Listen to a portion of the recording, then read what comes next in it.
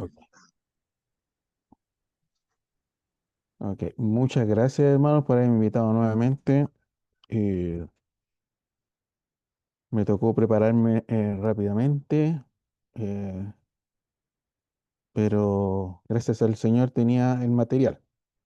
Así que voy a iniciar inmediatamente en virtud de la hora y voy a tocar un tema, como dijeron inicialmente, que se llama la teología de liberación. Quizás es un tema que no se toca mucho, no se habla dentro de iglesias, pero nos compete por el hecho de que es una mezcla de política y religión, ¿ya? Y como bien sabemos, eh, el último gobierno mundial, antes de que venga Cristo, va a unir iglesia y Estado. Entonces también tenemos, esto va a servir como para que nos hagamos la idea ciertas cosas que se están haciendo en el mundo, ¿ya? Ahora si me esperan un minutito, voy a compartir ahora.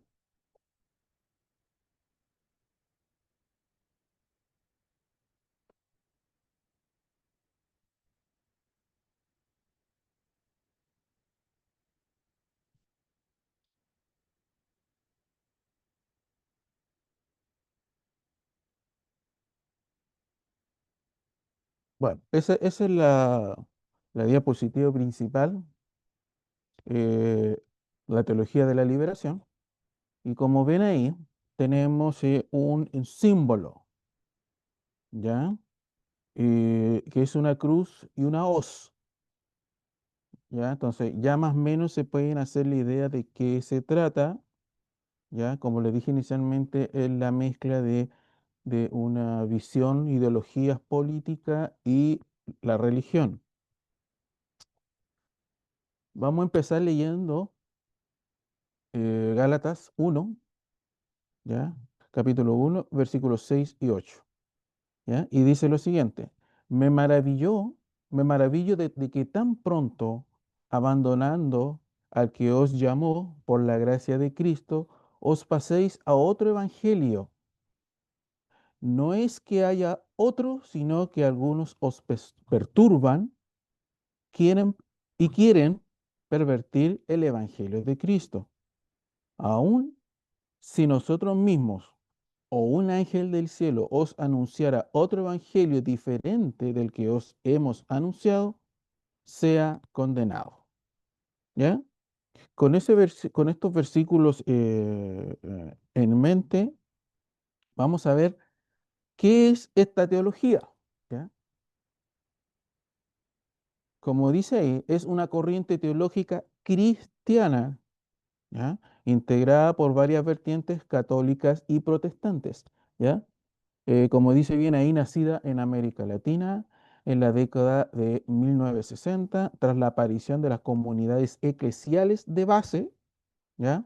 El Concilio Vaticano II, en el año 1962 al 1965, y la Conferencia Episcopal de Medellín en 1968, que se caracteriza por considerar que el Evangelio exige la opción preferencial por los pobres y por recurrir a las ciencias humanas y sociales para definir las formas en que debe realizarse dicha opción. ¿Ya? Um, esta teología básicamente lo que se ha tratado de hacer es impulsar, como bien dice ahí, de los años 1960, ¿ya? Auspiciada obviamente por la Iglesia Católica. Entonces, ¿en qué logró? Hoy en día, por ejemplo, logró con el Papa Francisco eh, incluir la agenda woke, ¿ya? Ahora, sencillamente la teología de la liberación es un intento de interpretar las escrituras a través de la crisis económica de los pobres, ¿ya? Los verdaderos seguidores de Jesús, según la teología de la liberación, deben trabajar hacia una sociedad justa, lograr un cambio social y político y alinearse con la clase obrera, ¿ya? Jesús era pobre, se centró en los pobres y oprimidos, y cualquier iglesia legítima dará preferencia a aquellos que históricamente han sido marginados o privados de sus derechos. toda la doctrina de la iglesia debe desarrollarse desde la perspectiva de los pobres. La defensa de los derechos de los pobres se ve como el aspecto central del evangelio. Lo que nos quiere decir aquí es claro, ¿ya? Esta teología habla de la pobreza, ¿ya?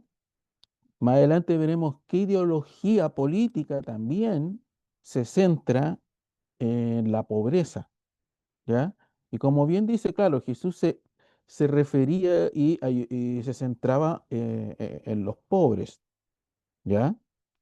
Pero los pobres son muy distintos los pobres de aquella época que los pobres de hoy en día, ¿ya? Entonces había una razón distinta, ¿ya? Bueno, aquí vamos a ver un pionero, ¿ya? Que se llama Gustavo Gutiérrez, ¿ya? Bueno, como dice, los primeros en utilizar el concepto de teología de la liberación y en definir esta corriente fueron el teólogo presbiteriano Rubén Alves y el sacerdote católico peruano Gustavo Gutiérrez Merino, cuyos primeros trabajos sobre el tema datan de 1968 y 1969 respectivamente. ¿Ya? Estas dos personas, un presbiteriano y un católico, ya nos está diciendo que el tema ecuménico en el mundo viene de mucho tiempo, pero no se ha podido concretar, ¿ya? ¿Por qué? Porque Dios aún no da el momento, ni el lugar, ni el tiempo, digamos, ¿ya? No lo ha permitido aún, pero va a llegar un momento en que sí se va a permitir, ¿ya? Y el ecumenismo va a lograr el resultado que la escritura y la hermana Elena Juárez nos indican, ¿cierto? Ahora, ¿qué inspira esta teología? ¿Ya? Primero que inspira es un movimiento social, la lucha de clases sociales, ¿ya? Yo creo que por ahí ya estamos empezando a entender a qué ideología política estamos hablando. La teoría de la dependencia, ¿ya? En la teoría de la dependencia no vamos a ahondar mucho porque nos estaríamos alargando mucho, así que lo vamos a ver a mayores rasgos. La pedagogía del oprimido, el feminismo extremo, ¿ya? También inspira cuestiones de género y por último el racismo, ¿ya? Ahora, ¿cuál es el ideario teológico? Lo primero es una opción preferencial por los pobres, ¿ya? La salvación cristiana no puede darse sin la liberación económica, política, social e ideológica como signo de la dignidad del hombre, ¿ya? O sea, aquí ya estamos cambiando el concepto de salvación, ¿ya? Y lo estamos llevando a un ámbito más terrenal, ¿ya? O mejor dicho, lo estamos llevando a un ámbito donde Jesús ya no es nuestro Salvador, ¿ya? Por ejemplo, a continuación, la espiritualidad de la liberación exige hombres nuevos y mujeres nuevas en el hombre nuevo Jesús, ¿ya? Estos conceptos no son conceptos que se toquen en nuestra iglesia. En muy pocas iglesias se tratan, porque como les dije en un principio, son teologías político-religiosas, ¿ya? Son engaños del enemigo, ¿ya? El enemigo está usando todo tipo de enseñanzas antibíblicas para engañarnos, ¿ya? A continuación, la liberación implica una toma de conciencia ante la realidad socioeconómica latinoamericana y la necesidad de eliminar la explotación, la falta de oportunidades e injusticias de este mundo. El otro punto, la situación de la mayoría de los latinoamericanos contradice el designio histórico de Dios y es consecuencia de un pecado social, ¿ya? Cambiamos el pecado moral por un pecado social. ¿Ya?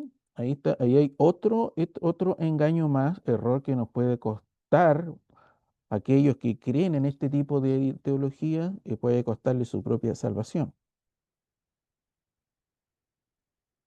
Siguiente punto, no solamente hay pecadores, sino que hay víctimas del pecado que necesitan justicia y restauración. ¿Ya? Como pueden ver, se sigue, eh, podríamos decir, enredando los conceptos, confundiendo los conceptos, ¿ya? Ahora, el último punto, el método de estudio teológico es la reflexión a partir de la práctica de la fe viva, comunicada, confesada y celebrada dentro de una práctica de liberación, ¿ya? Ya, este tipo de idearios, como pueden ver, nos lleva a lo que son, a confundir la escritura, ¿ya? Y esa es la gracia, esa es la idea, ¿ya? La teología de la liberación es una religión nueva, político, religiosa, ¿ya? Ahora, este ideario lo vamos a comparar con algo que probablemente no todos conocen, que es el extracto de ideas clave del manifiesto comunista, ¿ya? Y con esto ya vamos entendiendo cuál es el origen de la teología de la liberación, de dónde viene, ¿ya? Porque ya por intrínsecamente el comunismo es ateo, ¿ya? Pero con el afán de engañar, un sector del comunismo incluye una teología, incluye algún concepto religioso para poder llegar a más personas. ¿Ya? El punto uno, por ejemplo, son 18. La historia humana como historia de lucha de clase, ¿cierto? La burguesía como etapa naturalmente revolucionaria. El desarrollo del proletariado, la revolución proletaria. Objetivo inmediato, acabar con la propiedad privada. El trabajador asalariado, la sociedad burguesa, abolición de la propiedad privada, abolición de la cultura burguesa, abolición de la familia, abolición de la educación centrada en la familia, colectivización de la mujer, abolición de la patria, abolición de las verdades eternas, cómo llegar al poder y qué hacer, desaparición del Estado, ¿ya? Crítica radical al socialismo utópico, apoyarse en los partidos de oposición para ir demoliendo la sociedad burguesa, revolución violenta cuanto antes. Ya. Estos son conceptos que se manejan mucho en el comunismo, ¿ya? Estos son conceptos como bien resumidos, acotados, ¿ya? Entonces, es como para que nos hagamos, los puse más que nada para que hagamos una comparación, ¿ya? Ahora, por ejemplo, aquí tenemos una noticia, ¿ya? El Papa Francisco y Gustavo Gutiérrez, ¿ya? Que era uno de los fundadores, como habíamos dicho, de la teología de la liberación, ¿ya? Y en esta noticia aquí dice, Francisco y Gutiérrez se encuentran de la marginación a los católicos de siempre y el agasajo a la teología de la liberación, ¿ya? Gustavo, ¿quién es? Gustavo es un filósofo, teólogo peruano, ¿cierto? ¿Ya? Dice más adelante un principal representante de la corriente teológica denominada como la teología latinoamericana de la liberación. ¿Ya? Entonces, esta teología, como pueden ver, no es algo antiguo, ¿ya? Tampoco, o sea, no es algo nuevo, perdón. O sea, es algo que se viene poco a poco introduciendo en la iglesia, principalmente en la iglesia católica, iglesias protestantes, básicamente las presbiterianas, ¿ya? Con el concepto de ir poco a poco eliminando a Dios y a Cristo de la jugada para poder introducir ideas eh, políticas, ¿ya? Dentro del manejo de la salvación, de la deidad, etcétera. ¿Ya? La teología de la liberación y el comunismo. Y aquí vamos a hacer vamos a hilar un poco más fino, ¿ya? Y aquí dejo una pregunta. ¿Se puede ser comunista y cristiano a la vez? ¿No son formas de pensar y de ver el mundo totalmente opuestas? Como le dije anteriormente, el comunismo en general es ateo, ¿ya? Pero esta corriente que ha sacado a la luz, que ha creado una teología de la liberación, quiere decir otra cosa, quiere hacer otra cosa y quiere llegar a más personas por otros medios, ¿ya? Dice, y dice así, Jesucristo decía aquello de bienaventurados sean los pobres porque suyo es el reino de Dios, pero hay de vosotros los ricos que no veréis el cielo por vuestra codicia. ¿Ya? Otro texto dice, no puedes amar a Dios y a las riquezas. ¿Ya? Otro texto, es más fácil que un camello pase por el ojo de una aguja a que un rico entre al reino de Dios. ¿Dónde está tu tesoro? Ahí está tu corazón. ¿Ya? Hay algunos textos. Estos textos son textos eh, básicos que esta teología usa dentro de la manipulación y el engaño, donde han caído no solamente evangélicos, o sea, evangélicos en general, digamos, y católicos. ¿Ya? No tengo conocimiento, o sea, algún adventista haya caído en esto, pero esto nos puede ayudar a tener un conocimiento de lo que se viene, ¿ya? Y quién sabe en un futuro esta teología puede volverse mundial, ¿ya? Y continúo leyendo. Y así el Evangelio está repleto de un largo etcétera de lecciones sobre la lucha por la defensa de los pobres contra los ricos. En la práctica, las primeras comunidades cristianas han sido, hasta el presente, las sociedades más igualitarias que han existido. Los cristianos se edificaron una especie de comunismo primitivo, ¿ya? En el cual no existían pobres ni ricos, ¿ya? Bueno, eso ya nos está diciendo cuál es la idea, ¿ya? La idea de hacer creer que el cristianismo, como el ateísmo, no ha logrado eliminar lo mejor el cristianismo, vamos a convertir el cristianismo en comunismo, ¿ya? En la epístola de Gálatas 3:28, Pablo afirma, ya no hay distinción entre judío o no judío, entre esclavo o libre, entre varón o mujer, porque todos vosotros sois uno en Cristo Jesús, refiriéndose a las comunidades cristianas, ¿ya? Podemos decir, pues, que el cristianismo es en esencia profundamente revolucionario y comunista, según estos textos. ¿Ya? Eso para que nos hagamos una idea, ya vamos viendo y vamos entendiendo hacia dónde va el engaño de esta teología. Ahora, según Miquel, ¿ya?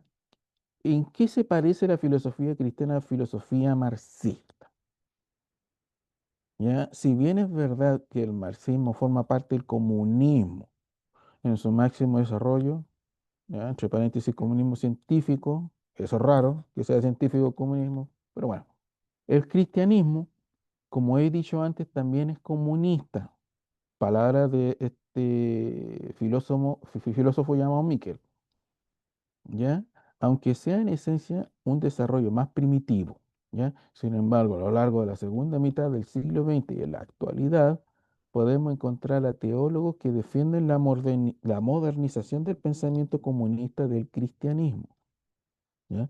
Ellos entienden el mensaje revolucionario de Jesucristo y estudian las ciencias sociales para poder luchar por la justicia social de la que se habla en las lecciones mesiánicas, encontrándose como es natural, ¿ya?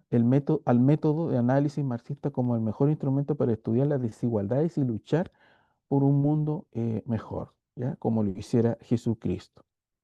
Un ejemplo de estos teólogos los tenemos en América Latina, los propulsores de la teología de la evolución, de la liberación, perdón, Leonardo Bosch, Gustavo Gutiérrez, Pablo Freire, etcétera.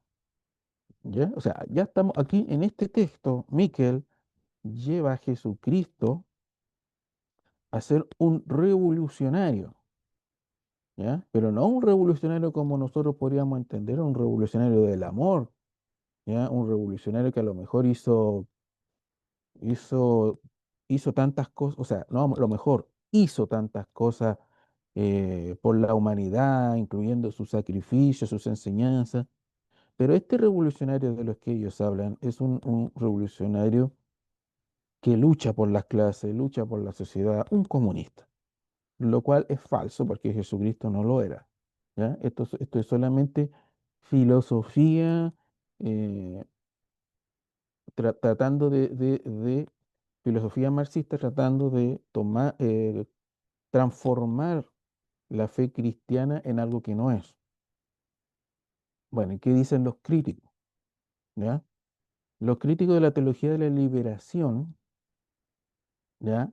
La asocian con el marxismo y la ven como una forma religiosa, ¿ya? De políticas socialistas fallidas, ¿ya?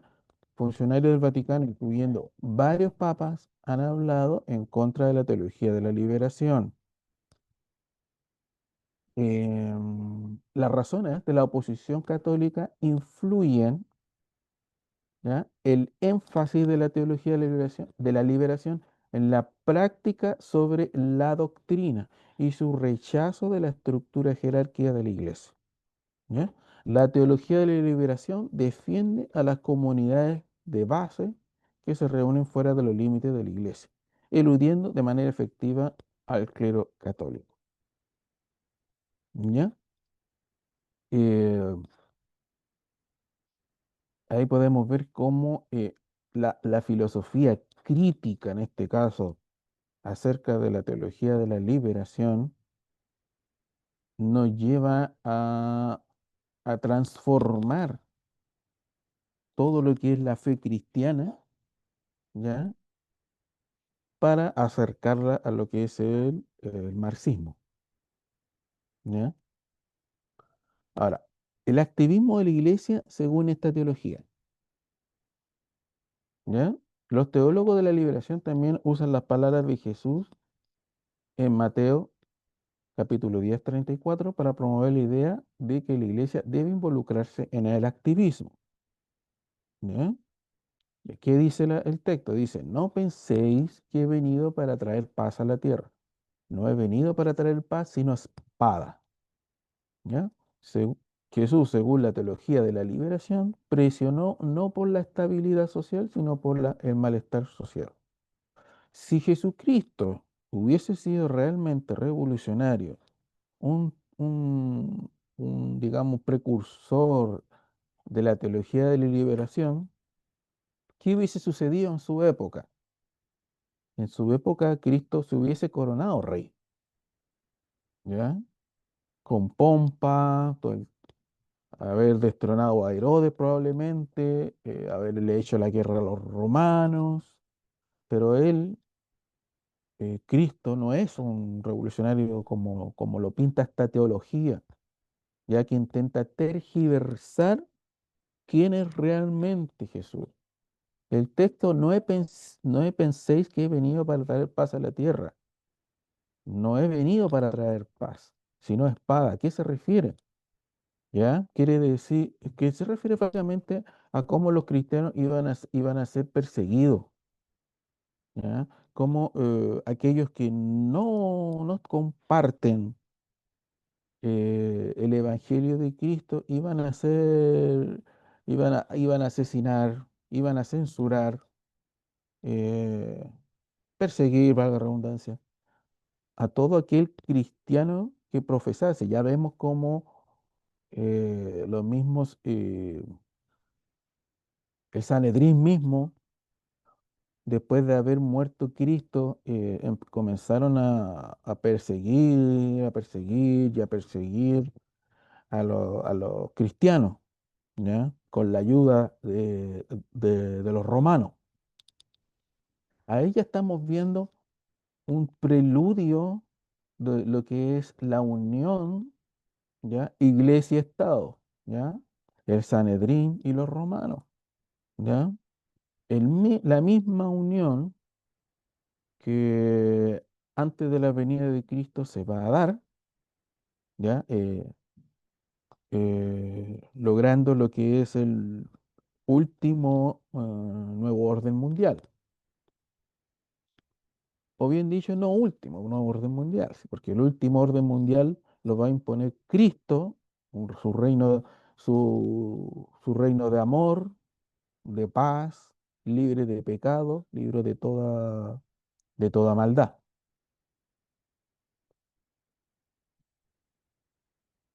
Bueno, los promotores de la teología de la liberación apelan a los profetas del Antiguo Testamento como apoyo, ¿ya? No solamente usan el Nuevo Testamento, también el Antiguo. Malaquías dice, capítulo 3 versículo 5, ¿ya? Quien advierte el juicio de Dios sobre aquellos que oprimen al trabajador. Y dice, y vendré a vosotros para juicio, y seré pronto testigo contra los hechiceros y adúlteros, contra los que juran mentira, y los que defraudan en su salario al jornalero, a la viuda y al huérfano, y los que hacen injusticia al extranjero, no teniendo temor de mí, dice el Señor Todopoderoso. ¿Ya? Entonces, vamos a continuar. Bueno, en Isaías, como dice ahí, también en Jeremías y Zacarías, sí, pueden anotar los textos para que después los revisen si lo desean. ¿Ya? También las palabras de Jesús en Lucas 4:18 muestran su compasión por los oprimidos.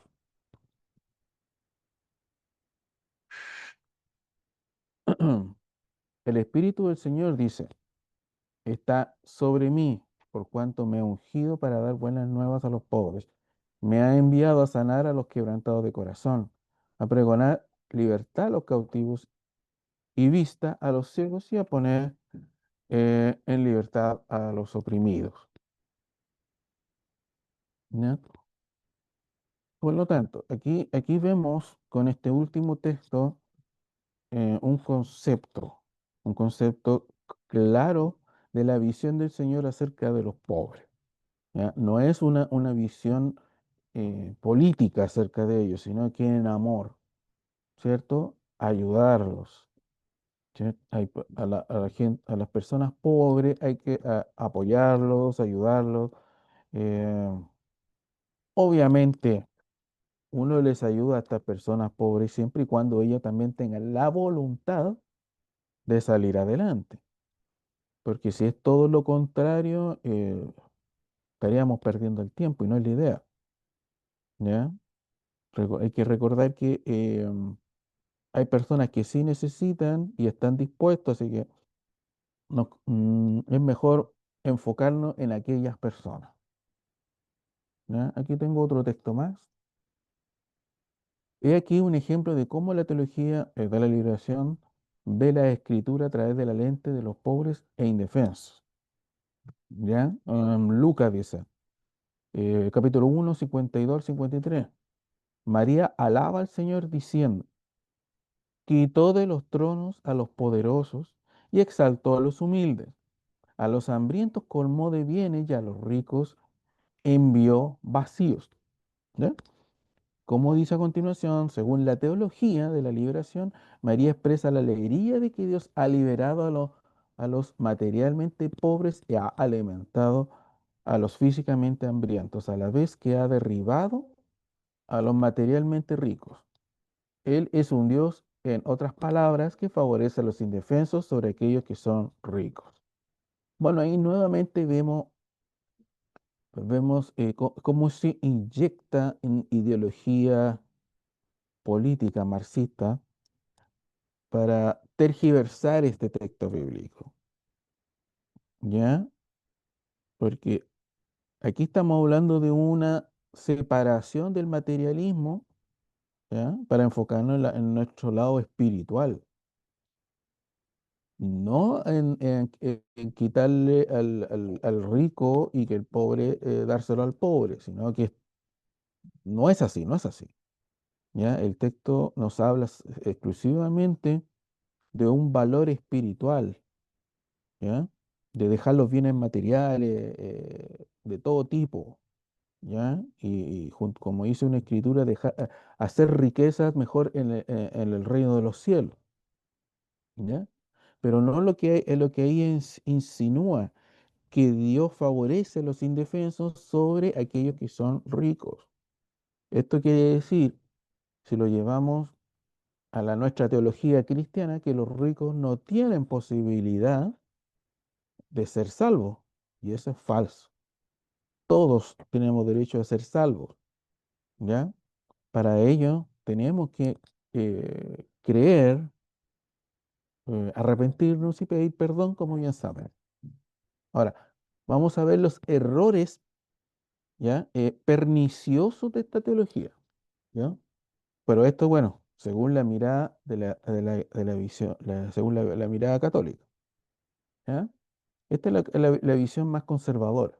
Y dice, una interpretación de la Biblia releyéndola desde los pobres, para sacar de ahí una praxis inspirada en el materialismo histórico debido a Marx, que niega la prioridad del ser sobre el hacer, y por tanto de la verdad y del bien de la acción humana. Este principio es totalmente falso y no es demostrado ni demostrable. ¿Ya? El segundo punto. ¿Ya? Una justificación de la lucha de clases, que no solo es un error porque es contraria a la caridad, sino que está equivocada porque se le concibe como el motor ineludible y necesario de la historia, negando la libertad de la persona y su capacidad para dirigir dicha historia, contando con la providencia divina. ¿Ya? Un continuo negar, el tercer punto, dice, un continuo negar y distorsionar verdades fundamentales como son Cristo, la iglesia, los sacramentos, etcétera, que en la práctica ha conducido a someter a la iglesia a una dirección política determinada, no solo ajena a su misión sobrenatural, sino comprometiéndole en una situación humana deplorable, ya que en el socialismo la persona no cuenta ni se le reconoce su dignidad de hijo de Dios y su destino eterno. ¿Ya? Bueno, la visión católica obviamente no es 100% la misma que tiene un adventista, obviamente, pero en muchas cosas podemos compartir que no es correcta, ¿cierto? Que no, lo que intenta hacer esta teología es tergiversar a Dios, tergiversar a Cristo, ¿ya? Su palabra para llevarlo a un nivel humano, político, ¿ya? Donde hay una lucha de clases, ¿ya? El pobre puede llegar a un estatus más alto, ¿ya? Que un rico, que el rico es lo peor que hay. Entonces, con esto podemos ver que esta teología está llena de ideología marxista, ¿ya? ¿Y por qué yo toco este tema hoy? Porque mañana nosotros estaríamos viendo la contraparte, la conservadora, no una teología, sino que eh, una tentativa, ¿ya? Para menos extremista que esta, ¿ya? Esta es una teología también que el Papa Francisco intentó imponer en el mundo. Por eso que él estuvo tan a favor del comunismo en general, a favor de toda la ideología woke, ¿ya? Donde está todo el tema del aborto, el feminismo extremo, las ideologías de género. Entonces, una vez esas ideologías woke instaladas en el mundo como se pretendía que debería estar, porque ahora todo eso va en declive, iba a entrar esta nueva teología, ¿ya? Y esta teología se iba a hacer parte en todas las iglesias, partiendo por la Iglesia Católica. En conclusión, la Biblia ciertamente enseña a los seguidores de Cristo a cuidar a los pobres, ¿ya? O cuidar de los pobres, mejor dicho, ¿ya? Gálatas, Santiago y Primera de Juan nos hablan de aquello, ¿ya? Y debemos hablar en contra de la injusticia, ¿ya? Y aquí cuando habla de la injusticia, tenemos que verlo obviamente de un espectro ya más espiritual, ¿ya? Cuidar de los pobres también de un espectro espiritual, no político, no ideológico ni nada por el estilo, ¿ya? Y si la Biblia advierte repetidamente contra el engaño de las riquezas, es cierto, habla del engaño de las riquezas, pero no quiere decir que al ser rico tú eres una persona maligna y no tienes derecho a salvarte, ¿ya? Si fuese así, Job, José, Abraham, no tendrían cabida en la salvación, ¿ya? Eh, no es malo ser rico, lo malo es amar la riqueza, amar el dinero, ¿ya? Por sobre las personas y por sobre Cristo y el Padre, obviamente. ¿Ya? Sin embargo, dice la continuación de la liberación, la teología de la liberación, se equivoca en un par de lugares. Por un lado, coloca la acción social al mismo nivel que el mensaje evangélico, ¿ya? Aunque es importante alimentar al hambriento, no puede tomar el lugar del Evangelio de Cristo. ¿Bien? Es lo que yo les decía. La necesidad primaria de la humanidad es espiritual, no social. ¿Ya?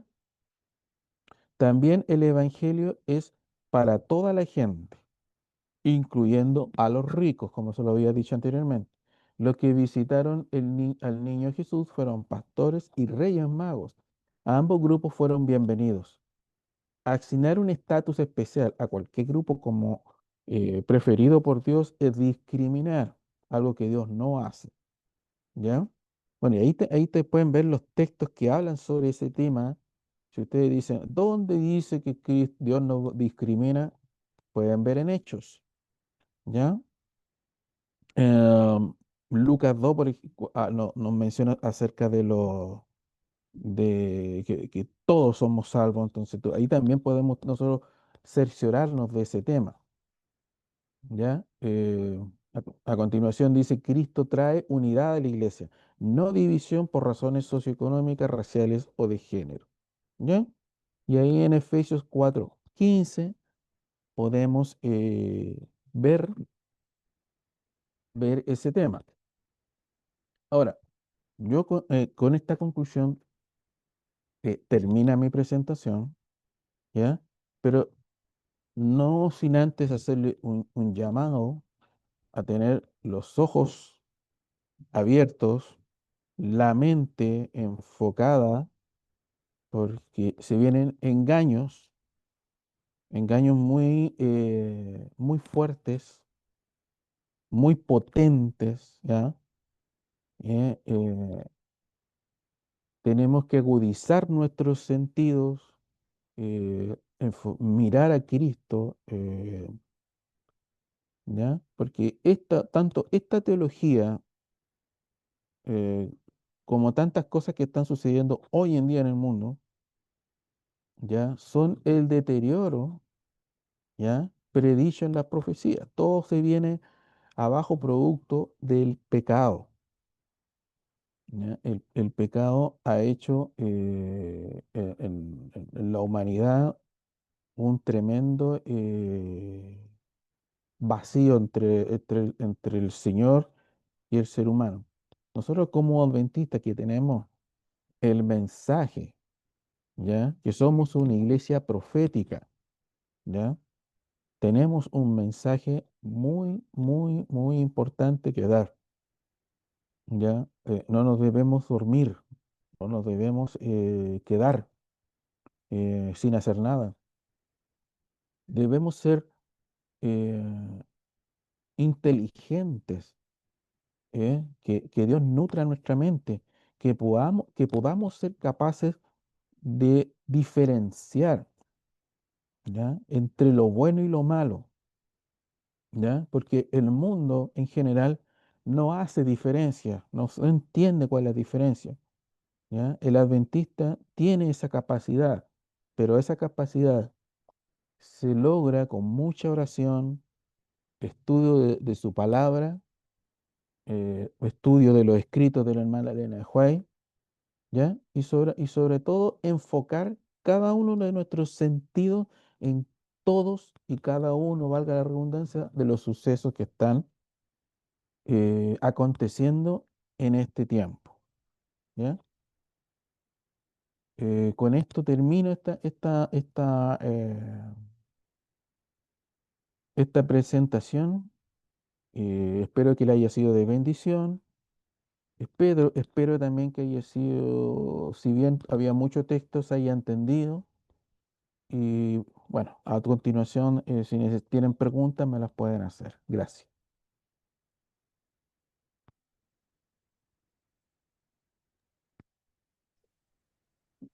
Bueno, hermanos, damos el espacio, ¿cierto? Al hermano, muchas gracias, hermano Rodrigo. Bueno, lo que se entiende es el gran engaño entre iglesia y Estado, eso no está permitido por Dios. Sin embargo, al hacer esta unión, además se entiende que hay un engaño por medio, tanto político como económico. Y Dios no participa en eso, Él tiene otros miramientos. Em, Vamos a hacer la oración final, ¿cierto? Para que podamos terminar con este espacio antes de las preguntas, hermano Rodrigo. Lo invito a hacer la oración final, si es que Sí, puede sí, usted. sí, por Muchas supuesto. gracias. Inclinen su rostro para que podamos orar. Bendito Padre, gracias te damos nuevamente por la vida, por la salud que nos das. Queremos pedirte humildemente, Señor, que perdones nuestras ofensas, nuestros pecados, nuestra negligencia en algunos casos, Señor, nuestra debilidad ante la tentación. Danos inteligencia, Señor, danos sabiduría. eh, Permítenos, Señor, ver cada cosa, cada suceso histórico, Señor, tanto político, religioso, eh, para que estemos preparados, Señor. Ya, la unión iglesia-estado se viene, Señor, tarde o temprano, pero para poder nosotros darnos cuenta y estar preparados, primero tenemos que saber diferenciar lo uno de lo otro. Por lo tanto, nuevamente te pido, Señor, que nos des la inteligencia y la sabiduría para poder diferenciar y no caer en el engaño. Tu palabra dice que muchos de los escogidos serán engañados. No queremos ser de aquellos que son engañados, Señor.